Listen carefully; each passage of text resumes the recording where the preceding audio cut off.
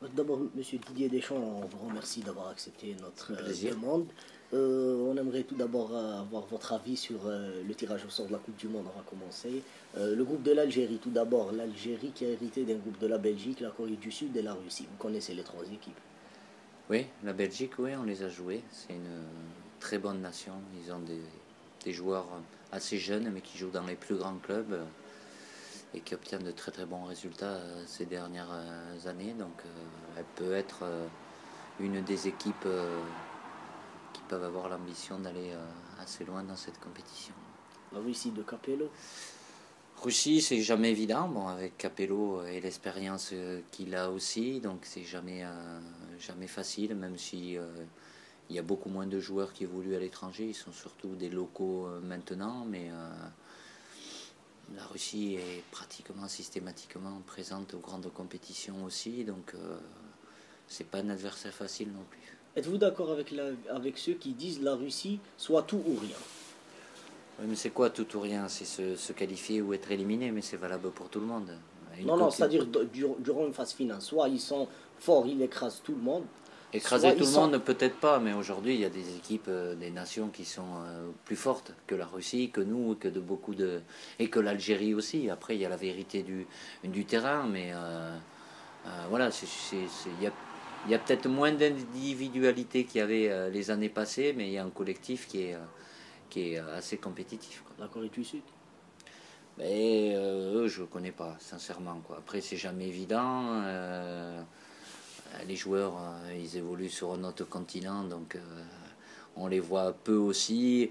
Là, encore plus peut-être que la Russie, c'est avant tout, voilà, c'est dans les gènes des équipes asiatiques en général où il y a une volonté, une détermination, un don de soi et collectivement, il y a une force qui se dégage et en général, elle se prépare très bien pour une Coupe du Monde. L'équipe de France a hérité du Honduras, Hmm. l'Équateur et la Suisse. Oui. Alors, un groupe facile pour vous? Non, facile, le groupe sur le papier, vous savez. Hein, en Afrique du Sud aussi, le groupe était facile. Après, les matchs, il faut les gagner. Donc, voilà, évidemment qu'on aurait pu avoir des adversaires sur le papier qui étaient plus connus, plus forts. Mais bon, la Suisse, on la connaît bien évidemment. Mais après, l'Honduras, j'ai déjà regardé leur match ou l'Équateur. C'est des équipes qui se sont qualifiées, surtout l'Équateur, qui a des adversaires de qualité dans les phases de qualification, et l'Honduras aussi. Donc voilà, on connaît moins les joueurs, on connaît moins, ça parle moins que les grandes équipes sud-américaines, mais c'est des adversaires qu'il ne faudra pas sous-estimer, quoi. C'est-à-dire, la France ne sera pas favori à votre avis? Le grand favori de notre groupe, c'est la Suisse, parce qu'ils sont tête de série, hein. Pourquoi pas la France? Ben pourquoi pas, parce qu'on a un classement FIFA et on a des résultats. Le dernier grand résultat de l'équipe de France, c'est en 2006, hein, où elle a été en finale, hein. Et depuis 2006, l'équipe de France, en phase de compétition, c'est-à-dire en Euro et en Coupe du Monde, elle a gagné qu'un seul match de poule. C'était en 2006 face au Togo. Donc voilà, c'est pas la période des années où l'équipe de France pouvait être favorite. Est-ce que ces chiffres-là vous font peur? Non, ça ne me fait pas peur. Après, les chiffres, on est là pour les changer, les améliorer, Voilà. les modifier aussi. Mais il faut être réaliste. On doit avoir beaucoup d'ambition. Mais au-delà de parler d'objectifs, le premier objectif, le plus important pour moi, et c'est quelque chose de capital quand on joue une compétition comme la Coupe du Monde, c'est de battre le Honduras le 15 juin. Après, on verra. Donc, la clé, c'est le Honduras. Oui, parce que le premier match, gagner le premier match dans une poule à 4, ça nous place dans les meilleures conditions. Ça suffira pas, mais gagner ce premier match, Vous allez transmettre aux joueurs votre expérience de la Coupe du Monde 98? c'était une autre période. Après, moi, je l'ai vécu, ça me sert. Bon, c'est une Comme... expérience pour vous aussi. Oui, oui, oui, pour moi. Après, les joueurs, Vous allez leur c'est plus le même. transmettre quelque chose? Et c'est mon rôle avec mon staff aussi, quoi. J'ai des joueurs qui jouent dans de grands clubs aussi, qui sont habitués à jouer les grandes compétitions. Ouais. Certains, les plus jeunes, ça sera la première compétition, notamment pour ceux qui étaient avec moi, comme exemple Paul Pogba ou Raphaël Varane, des joueurs qui ont 20 ans, en sachant que c'est une Coupe du Monde, c'est au Brésil. Et puis, il y a un objectif aussi derrière qui est l'Euro 2016 qui est en France. Est-ce que l'âge, vous avez cité l'âge, Paul Pogba et Raphaël Varane, à Hmm. votre avis, est-ce que ça sera un handicap quand on Ah sait non, que non, Pelé a remporté la Coupe du non, Monde non. à C'est pas un l'âge de critère de 17 ans? sélection l'âge. Parce qu'il y a des joueurs qui peuvent avoir de la maturité à 20 ans et il y en a qui l'ont pas à 30 ans. Je ne fais jamais jouer un joueur parce qu'il a 27, 28 ou 30 à la place d'un de 20 ans. Si j'estime que le joueur de 20 ans peut apporter plus à l'équipe, je ferai jouer le joueur de 20 ans. Ne pensez-vous pas que l'expérience peut jouer un rôle aussi? Oui, oui, non, mais c'est important. Il ne faut pas avoir que des jeunes. Parce que Ceux qui encadrent le groupe. c'est dangereux, mais il y a besoin de joueurs qui ont déjà vécu. Il y en a certains qui ont déjà joué championnat d'Europe ou Coupe du Monde. Oui, c'est le rôle de ces joueurs-là de cadre, de bien encadrer les plus jeunes qui ont moins d'expérience. Vous misez réellement sur les cadres? Ben, bien évidemment, comme tout sélectionneur, est obligé d'avoir des joueurs qui ont un vécu, une expérience, une Non, peut-être j'ai légitimité. mal articulé ma question. C'est-à-dire, dans une Coupe du Monde, une phase finale, vous avez Oui. eu l'expérience de jouer. Est-ce qu'à votre avis, des joueurs cadres, lorsqu'un sélectionneur mise sur trois quatre joueurs cadres, Hmm. est-ce qu'ils peuvent conduire ou mener le groupe? C'est-à-dire être C'est leur rôle. des vrais leaders? Bien évidemment, oui. Il y a différentes formes de leaders, mais c'est leur rôle, eux, d'être performants sur le terrain et d'avoir un rôle aussi, D'encadrer les gens. oui, dans le groupe, pas que les jeunes, de Ouais. faire en sorte que le groupe vive bien sur le terrain et en dehors du terrain. Ok. Je vais vous parler un petit peu de l'équipe nationale d'Algérie. Est-ce que vous avez suivi les éliminatoires de la zone Afrique? Oui, Vous avez suivi les matchs d'Algérie? oui, j'ai Qu'est-ce regardé. que, Enfin, j'ai pas vu le match en entier, mais j'ai vu les images qu'est-ce qui sont que, passées à la télé. qu'est-ce que vous avez Ben, constaté? c'est très important, je pense, pour l'Algérie, pour le peuple algérien, d'être une Coupe du Monde. Puis il y a un sélectionneur que je connais aussi. Vaïd. Un petit peu, ouais. J'ai eu l'occasion de discuter avec lui, parce qu'on se retrouvait au même endroit au tirage. Et puis bon, c'est quelqu'un avec qui j'ai joué très jeune. Lui, il était plus expérimenté, donc on a pas mal discuté, quoi. Oui. Pour ce qui est de l'équipe algérienne, beaucoup en Algérie, le problème qui se pose, c'est que tout le monde pense toujours au passé, à 82, l'Algérie a battu l'Allemagne, etc. Est-ce que vous pensez aujourd'hui que dans le football moderne, par exemple, une équipe comme l'Algérie, qui pourrait affronter l'Allemagne justement en huitième de finale, en cas où sera deuxième du groupe et l'Allemagne leader, est-ce qu'elle pourra... Déjà, il faut qu'elle se qualifie pour les huitièmes. Oui, oui, je sais. Ouais. Parce que beaucoup pensent toujours au passé, Mais dans c'est une phase toujours comme finale. ça, on fait Dans une toujours, mais phase... c'est pas que spécifique à l'Algérie, ça reste, ça fait partie de l'histoire, comme la génération là, avant qu'on se qualifie, ben, on leur parle de 98, de 2006, et avant que moi on parle de la génération 98, on parlait de la génération 82 avec Platini, 84, 86, voilà, quand un pays obtient de très bons résultats, ben, ça devient forcément une référence. Après, c'est plus les mêmes joueurs, c'est plus le même football aussi. Les rapports de force ont changé, mais je souhaite à l'Algérie d'être la plus performante possible. Oui, oui.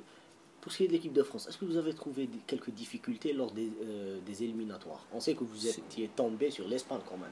Oui, oui, déjà on était en groupe de 5 Oui, et en plus l'Espagne. Donc forcément c'est plus compliqué, on a moins de matchs. Logiquement, même si on a été premier à un moment et on a joué la première passe de notre groupe, l'Espagne a fini premier, puis on a eu ce match de barrage avec l'Ukraine qui n'a pas été simple non plus parce on a raté complètement notre match aller, quoi. Justement, le match aller, vous avez quelques regrets par rapport à ce match? Parce qu'on sait que vous avez tout changé au match retour. C'est pas des regrets, c'est que voilà, après bon, on va pas rentrer dans les détails, mais l'équipe d'Ukraine a joué un vrai match pour se qualifier. Et nous, on n'a pas donné cette impression-là. On a joué un match, je ne vais pas dire amical, mais pas loin. Et on est tombé face à une équipe avec un collectif très performant. Et on a perdu 2-0, on a frôlé le 3-0, qui aurait été certainement plus compliqué pour difficile, nous. oui. Bon, après, heureusement, on a renversé la tendance et on a fait un très grand match au match retour. Mais je savais, je l'avais dit aux joueurs, c'est pas faute de les avoir avertis que pour se qualifier, il fallait faire deux grands matchs. On a fait un match moyen, mais on en a fait un très très grand au retour. Justement, au match retour, vous avez presque tout chamboulé. Non, pas tout, j'ai changé. Parce que voilà, Ça n'avait ça, pas marché. c'est pas que ça, j'aurais pu changer. J'étais parti avec l'intention de changer quand même des joueurs, parce qu'en 4 jours, par rapport au match aller qu'on avait eu, et c'était un engagement physique total, répéter 4 jours après les mêmes efforts, je pense que l'Ukraine aussi a souffert de ça. Ils ont une équipe assez jeune, et les joueurs qui ont été très bons à l'aller, au retour, ça a été plus compliqué pour eux. Vous êtes quand même un peu, on va pas dire chanceux, puisque vous avez trouvé les doublures. Bon, les doublures, je sais pas de doublure. Après, je fais des choix. J'ai 23 joueurs. Ils sont tous susceptibles de pouvoir commencer. Après, tout dépend. C'est une confrontation aller-retour. Voilà, on était dos au mur par rapport au match aller. Il fallait absolument qu'on marque, mais le danger, c'était de prendre un but. Donc, j'ai fait en sorte de mettre une équipe et un système de jeu qui nous permettait d'attaquer, mais d'être capable de bien défendre aussi. Justement, au mondial, en cas de qualification, vous pensez peut-être à l'Argentine au huitième? J'espère que non. Ça voudrait dire qu'eux, ils sont premiers et nous premiers aussi. Et comme ça, on s'évite. Ouais. Mais bon, je veux dire, après, on verra.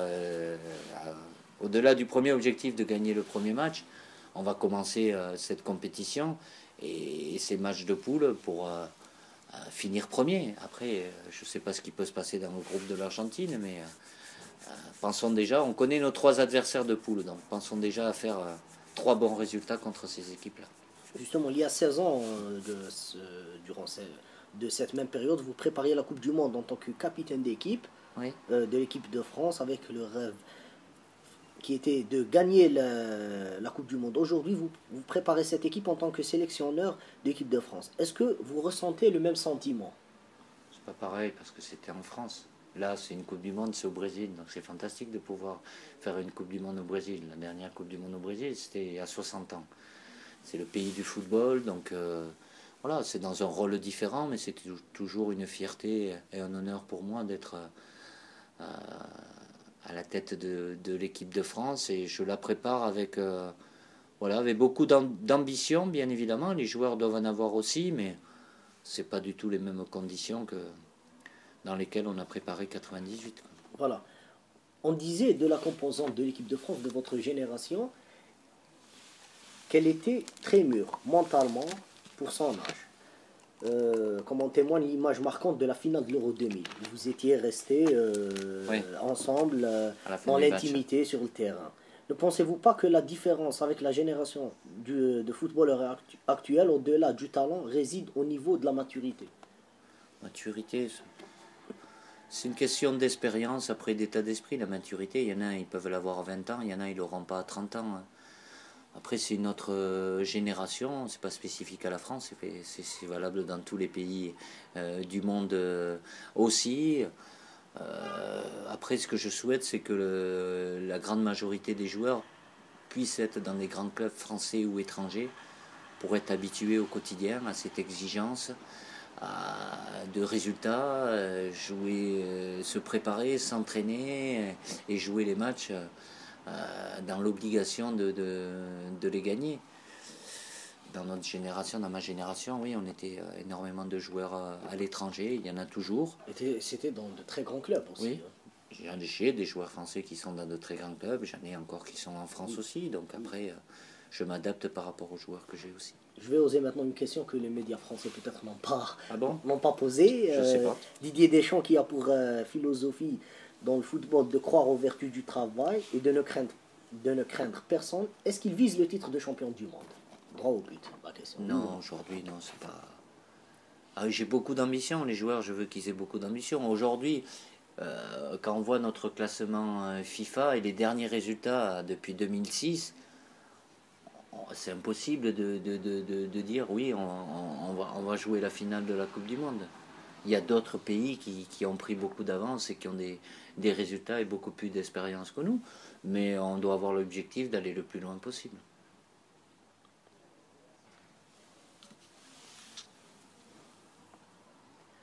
À votre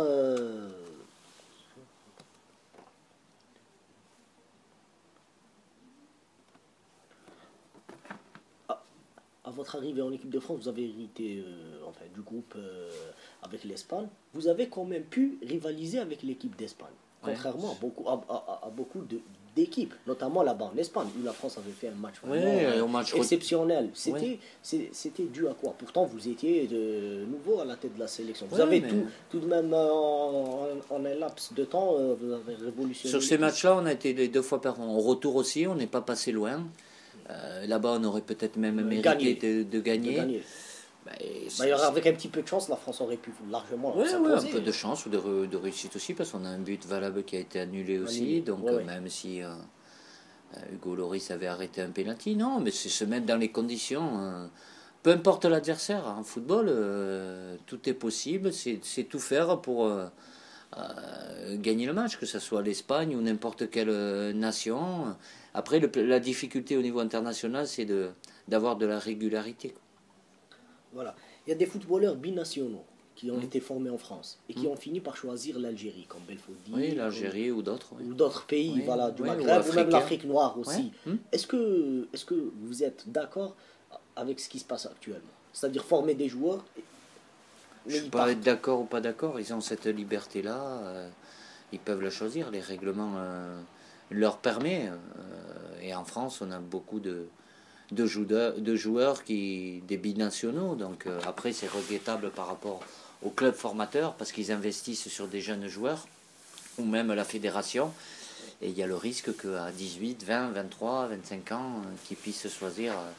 Mais supposons qu'ils auraient opté pour la France. Est-ce qu'ils auraient pu avoir cette chance en équipe de France? Oui, la chance, ils peuvent l'avoir. Après, c'est à eux de prouver. Oui, bien évidemment. Après, je comprends plus un joueur qui a 23, 24, 25 ans. Il n'a pas joué avec l'équipe nationale française. Il est sollicité par son pays d'origine. Il a la possibilité de jouer une CAN ou de jouer une Coupe du Monde. Je comprends ça. Il en a la possibilité. Donc c'est une liberté aussi. Oui. Il y a un joueur actuellement qui évolue, un franco-algérien qui évolue à Tottenham, Nabil Bentaleb. Vous suivez sans doute. Oui, ça m'arrive de voir des matchs de Tottenham, puisque j'ai mon gardien qui est là-bas. Voilà. Est-ce que des médias français, dans RMC, ont évoqué un certain intérêt de la Fédération française en ce joueur, c'est-à-dire pour qu'il soit en équipe nationale U20? Non. En U20. Je pense pas. Je sais pas. Après, j'écoute pas trop les médias, sincèrement. Ils disent tellement de choses et il y en a beaucoup. Donc, non, je sais pas. Après, tous les joueurs, je sais pas, il a déjà joué avec les... Avec les U20, je pense U19. Il a joué avec les U19 français. S'il a joué avec les U19, la logique, c'est qu'il soit après avec les U20, bien évidemment. Il y a toutes les compétitions de jeunes. Malheureusement, elles ne comptent pas. La seule qui permet d'acter, de choisir la nationalité, c'est l'équipe de France A. Parce que jusqu'à qu'ils n'aient pas une sélection en équipe de France ils sont libres. Et ils ont toujours la liberté de choisir. À votre avis, ce changement de règlement qu'il y a eu au Congrès du Bahamas en 2009, est-ce qu'il est avantageux pour des fédérations comme celle de la France ou européenne ou non? Je pense qu'il est moins avantageux pour les grandes nations, oui. Surtout les pays formateurs. Voilà, comme la France.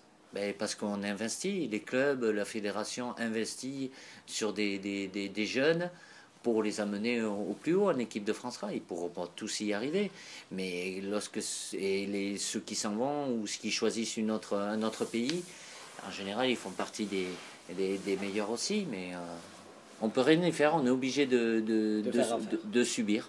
C'est comme ça. Pour vous, la polémique sur l'affaire dite des quotas a-t-elle eu le mérite de clarifier le débat sur les binationaux? Non, après, il y a eu un amalgame de faits. La presse s'en est mêlée. Je pense que voilà, il y a des binationaux, il y en a toujours eu, il y en a de plus en plus. C'est culturel en France. Ouais. De par les différentes origines, mais qu'elles peuvent être africaines ou outre-mer aussi. Donc voilà, ça laisse une liberté peut-être qui est moins présente dans les autres grandes nations européennes. Vous avez rencontré Wydad Ludzic au Brésil. Oui. Est-ce que vous avez senti une volonté de sa part de réussir un coup spectaculaire avec l'équipe d'Algérie? Bien évidemment, c'est quelqu'un qui, je le connais, il est très exigeant. Il a envie de réussir et oui, c'est important hein, d'être à la Coupe du Monde, mais je suis convaincu qu'il va vouloir amener l'Algérie le plus loin possible. Une délégation de la Fédération française s'est entretenue avec ses Oui, homologues algériens, vous le oui, savez, oui. pour un match amical France-Algérie. Est-ce que vous souhaitez, est-ce qu'il se joue à Paris ou à Alger? Je pense qu'à Paris, il a déjà eu lieu, donc Un match la retour prochaine rencontre se fera sur le en sol. Algérie, sur le sol algérien. Je ne sais pas quand, pas là, mais ça sera des discussions que les présidents auront, mais oui, il y a un Ça match sera en retour. 2014. Je sais pas, mais il est programmé dans le futur par rapport au match aller qu'il y avait eu à Paris. Ouais. Vous avez pris part au fameux match de 4-1 de 2001 Oui, entre l'équipe de France et l'équipe d'Algérie. Quel souvenir vous gardez-vous de ce match? c'est loin. C'est très loin, quoi. Non, mais je pense que voilà,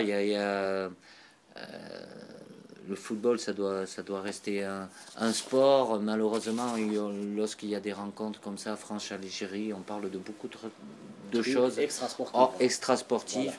Donc il faut faire attention aussi à ça, qu'il n'y ait pas d'amalgame. Mais bon, c'est toujours un plaisir de pouvoir rencontrer l'Algérie ou d'autres pays aussi. Et ça doit être un moment de fête pour Ce tout le jour-là, monde. concernant le match, vous avez eu, vous gardez un souvenir particulier de ce match? Aujourd'hui, non, sincèrement, j'en ai joué beaucoup après aussi. Donc, mais 2001, moi, j'y étais plus, hein, j'étais pas là. J'ai arrêté en 2000, donc je ne l'ai pas joué ce match-là. Ah, d'accord.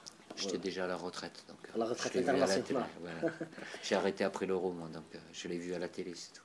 Vous êtes venu quand même à Alger avec l'association France 98 Oui, pour jouer un tournoi de futsal à Alger avec c'est 18 très bien passé, oui. ouais, en 2010. Ouais, Quelle impression gardez-vous de ce premier séjour pour vous en Algérie? Ben, c'était très agréable, on a été très très bien accueillis. L'affluence record. Oui, oui, bon après il y a Zizou, quand on a Zizou, il y a beaucoup de monde quoi. Non mais on a eu vraiment, et puis l'ambiance qu'il y avait pour le tournoi, c'était très chaleureux. On a passé de bons moments ensemble et on a été vraiment très très bien accueillis. Plusieurs joueurs de l'équipe de France ont un lien avec l'Algérie. Benzema, Nasri qui sont originaires de ce pays, Ribéry, Abida qui ont leur épouse algérienne. Sentez-vous un soutien des Algériens en faveur de l'équipe de France par exemple? Je pense oui, mais l'inverse est vrai aussi. Après, tant qu'on se rencontre pas, ça va. Mais oui, oui, ben, ça fait partie des liens qu'ils ont de naissance, c'est culturel, donc c'est valable dans un sens et dans l'autre. Oui, Oui, oui. Justement, Nasri et Benzema n'ont pas pris part à la Coupe du Monde 2010. Vous avez suivi. oui, oui ben, j'ai vu ça, oui. À votre avis, est-ce qu'ils méritaient d'y aller ou non? J'étais pas le sélectionneur. Le sélectionneur qui était là à l'époque ne les a pas pris parce qu'il estimait qu'il y avait d'autres joueurs Qui était meilleur? qui étaient plus performants, oui, ou qui rentraient plus dans ce qu'ils voulaient faire. Donc, après, c'est des choix, hein, c'est des choix de sélectionneur. Ok.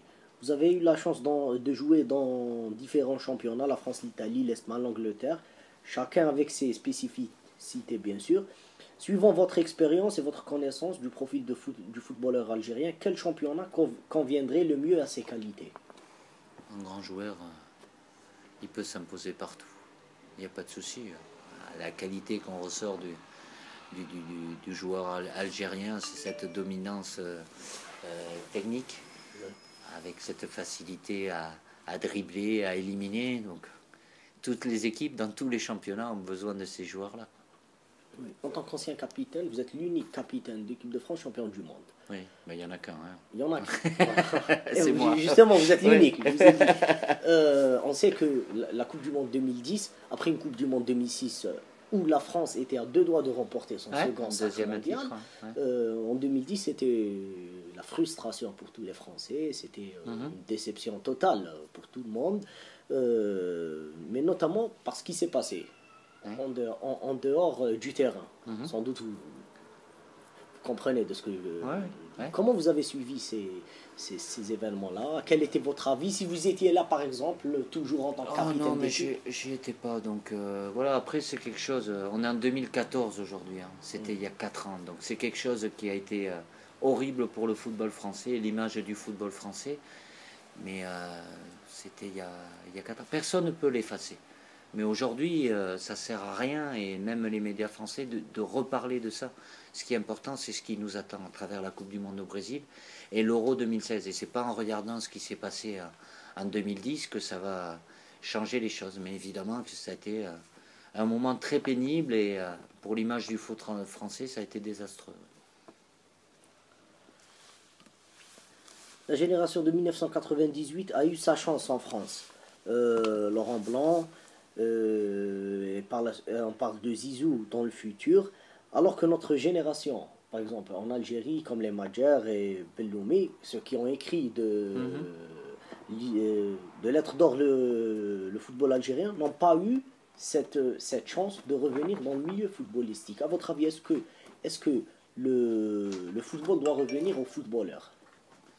C'est très important dans tous les pays que les anciens joueurs puissent avoir un rôle. Après, être entraîneur, c'est autre chose. Peut-être que ces personnes-là n'ont pas eu envie aussi de devenir entraîneur, mais que les anciens joueurs puissent être présents dans les clubs sous différentes formes. Hein. On n'est pas obligé d'être sur le terrain, on peut être des dirigeants aussi. Je pense que c'est plutôt quelque chose de positif. Mais c'est toujours difficile. En France aussi, c'est compliqué pour les anciens joueurs de trouver un... Mais quand même, ils ont eu leur chance quand même.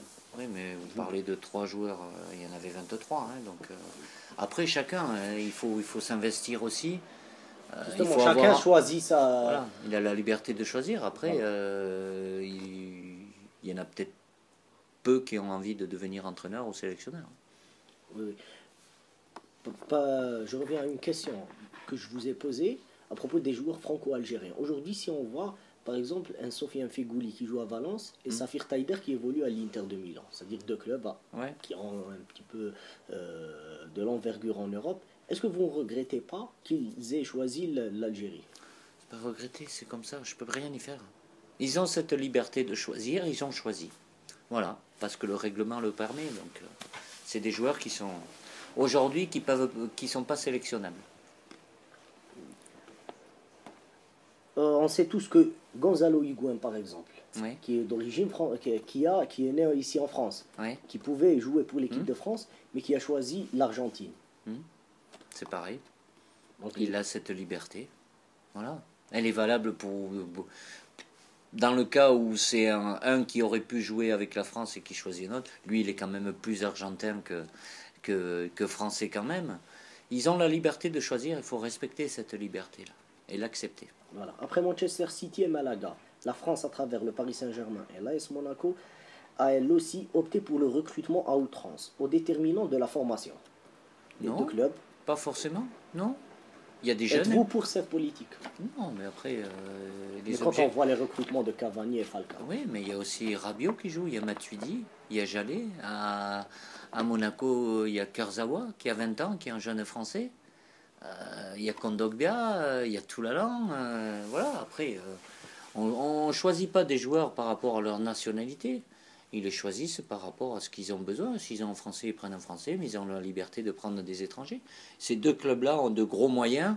C'est quelque chose de très positif pour la Ligue 1, hein, de pouvoir avoir des joueurs du niveau international comme Thiago Silva, Ibrahimovic, Cavani, Lavezzi, Pastor, Lucas. On parle encore plus du championnat de France. Ça donne un peu de tonus au championnat français. Bien sûr. C'est toujours les grands joueurs qui tirent les autres vers le haut. Donc c'est très bien. S'il y a encore un 3e ou un 4e club qui a des moyens, c'est encore mieux. En Angleterre, il y a beaucoup de clubs qui ont de très très gros moyens. En France, aujourd'hui, on en a 2. Juste 3 dernières. Ah non. Attends, Je dois enchaîner, c'est pour ça. Deux dernières questions. Ribéry n'a pas été ballon d'or. Oui. Déception pour vous, peut-être? Oui, parce que beaucoup contestent. Non, c'est pas contexte, c'est comme ça. Mais il l'aurait mérité. Autant que Ronaldo. Après, il fait partie des 3 meilleurs joueurs et en face de lui, il y a Cristiano Ronaldo et Lionel Messi. Il l'aurait mérité lui aussi. Par rapport au titre qu'il a remporté. Oui, bien évidemment. Mais aujourd'hui, les titres, ça compte plus beaucoup, malheureusement pour lui. Oui. Lorsque vous étiez venu à l'OM, Karim Ziani avait quitté le club. Oui. Pour rejoindre Wolfsburg. Oui. Est-ce que parce que le club allemand lui offrait mieux, ou bien parce que Vous ne comptiez pas C'était- beaucoup sur lui Son départ était déjà acté. avant votre venue. Ouais, ouais. Le président avait déjà, c'était déjà décidé avant que je devienne l'entraîneur. Juste une dernière question sur Zizou. Oui. Oui. Allez. Zizou entraîneur, vous le voyez faire du chemin dans ce métier? Ben oui, pourquoi pas, il connaît bien le football. C'est déjà très important, il a décidé qu'il voulait être entraîneur. Jusqu'à maintenant, il était dans le foot sans y être. Là, il passe ses diplômes, il a une expérience de joueur. Mais je lui souhaite la meilleure réussite possible. Ok. Un dernier mot pour les Algériens. Ben, qu'il fasse une très très belle Coupe du Monde. Et on leur donne rendez-vous quand on viendra faire ce match. Match retour en Algérie, je sais pas quand. Et les Algériens vous souhaitent bonne chance. C'est gentil, on en aura besoin. Merci beaucoup. Ok. Coach, Philippe, Philippe, tu peux prendre une photo? Yes. Toi, une photo. Ça, Yes. tu dois faire ça tu normalement. dois en prendre en 2 photos avec Didier Deschamps. Moi, je l'aimais lorsqu'il jouait à la Juventus. Dis-moi le bon, c'est bouton bien. où j'appuie. Attends.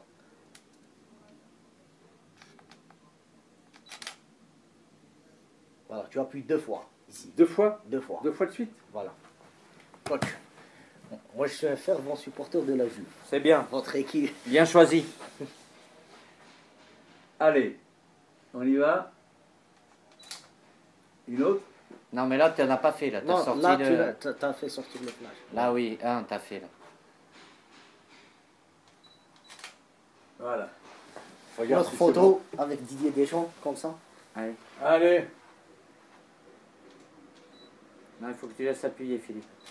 Voilà, laisse appuyer. Merci beaucoup, Philippe. Ok. Ah oui, Bah oui, quand même, un peu d'expérience. Même si tu en as beaucoup toi aussi. voilà, ils sont belles, coach. Parfait. Allez. Bah, ok. Lorsque l'interview va paraître, je vais l'envoyer à Philippe. D'accord, Ouais, c'est vous gentil. la remettre. Ok, Ok, c'est coach. très gentil. Je vous remercie beaucoup, coach. Bon retour. Merci. Demain, Au plaisir. je rentre demain, moi, chez moi. Très bien. Je suis venu ce matin. Ça va, il y en a les Alger-Paris, non? Oui, oui, oui, ça va, ça va. Je suis venu à 7 h du matin. J'ai pris le premier vol.